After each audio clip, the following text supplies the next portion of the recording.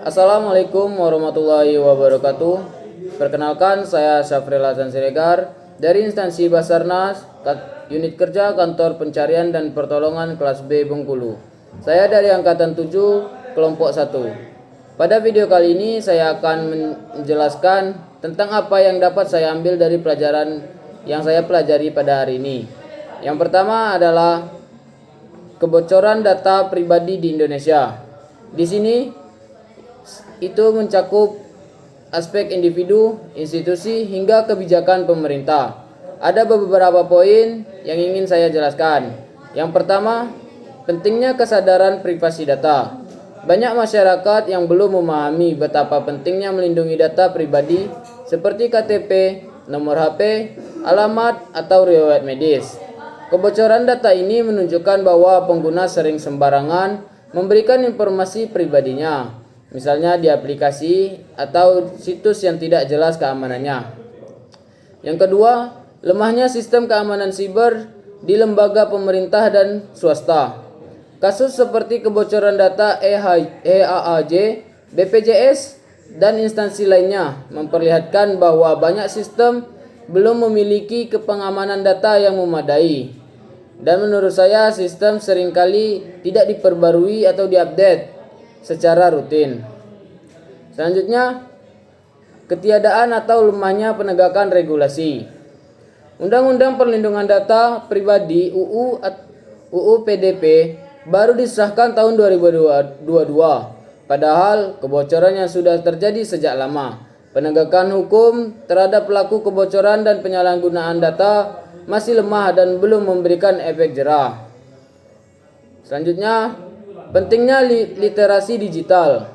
Kita sebagai ASN maupun masyarakat umum perlu dibekali literasi digital, termasuk cara mengenali situs atau aplikasi yang aman, serta menyimpan dan membagikan data pribadi dengan bijak. Selanjutnya, pelajaran kedua tentang kasus situs Peduli Lindungi yang berubah menjadi situs judi online.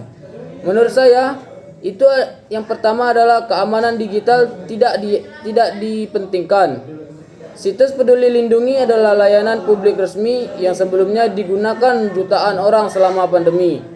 Fakta bahwa domain resminya berubah menjadi situs judi menunjukkan lemahnya pengelolaan dan pengamanan aset digital, bahkan oleh institusi pemerintah. Pelajaran yang dapat saya ambil yaitu adalah domain dan sistem digital harus dikelola secara profesional, berkelanjutan, dan tidak ditinggalkan begitu saja. Yang kedua, pentingnya manajemen aset digital pemerintah. Setelah masa pandemi usai dan aplikasi Peduli Lindungi tidak aktif, domainnya dibiarkan kadaluarsa sehingga bisa dibeli oleh pihak lain. Ini menandakan tidak adanya manajemen aset digital jangka panjang. Selanjutnya, kerusakan citra dan kepercayaan publik.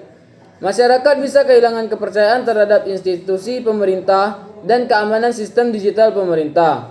Situs yang dulunya untuk penanggulangan COVID-19 berubah menjadi situs yang melanggar hukum.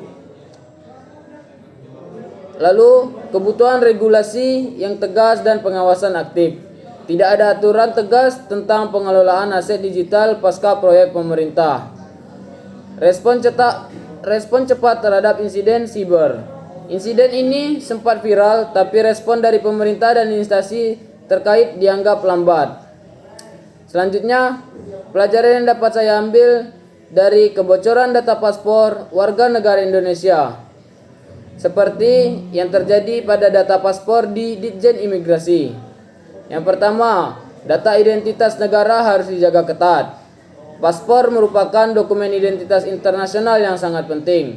Kebocoran data paspor bisa disalahgunakan untuk pemalsuan